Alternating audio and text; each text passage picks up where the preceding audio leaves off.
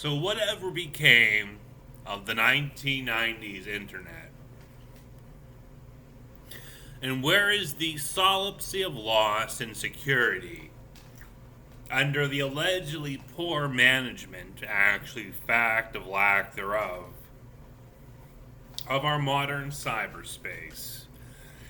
The original internet, conceived in the 1970s by DARPANET, a local area network code of encryption for the NSA's campus units for medical health, linked American and Canadian universities on modems of a 56K at maximum capacity variety, the 56K rare, across telephone lines. So college professors and of course students in the DARPA program, the Defense Advanced Research Project Agency, so they could communicate.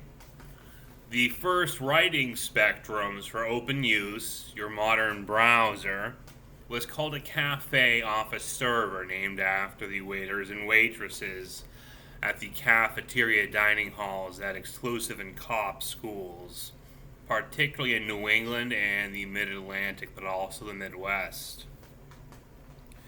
In the 1980s, privatization occurred, with phone lines being laid and the internet hitting a broad usage in Wall Street and by foreign services, introducing the concept overseas in France and East Germany to deal with rogue states and multinationals, particularly the Stonehenge projects, the MOO, those believing in free borders to hide criminals, the main hence project behind the Indian caste system, the circus, the kidnap of convicts and the accused to serve as smugglers while performing day jobs as clowns and magicians and acrobats, all slave criminals, often taken under extortion or setup for the lower slaves, those performing menial tasks, without the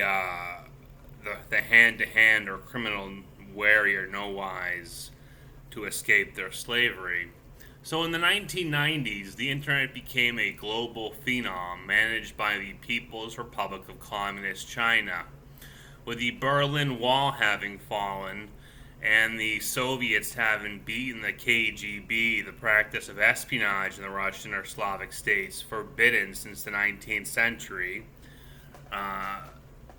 It looked like there would be a tightly controlled internet, governed by mods and admin, working in offices out of police stations administered by the Chinese, until a glitch was found, the Y2K bug. Now, the news was falsely informed as to what Y2K was.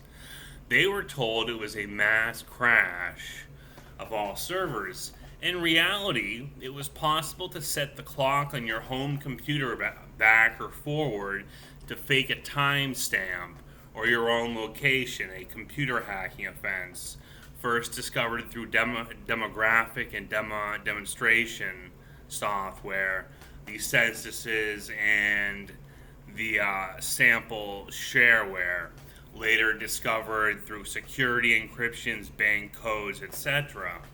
So Britain developed a simple scanning program to fix this at expense of taking over the internet. Now, what does Britain do with the internet?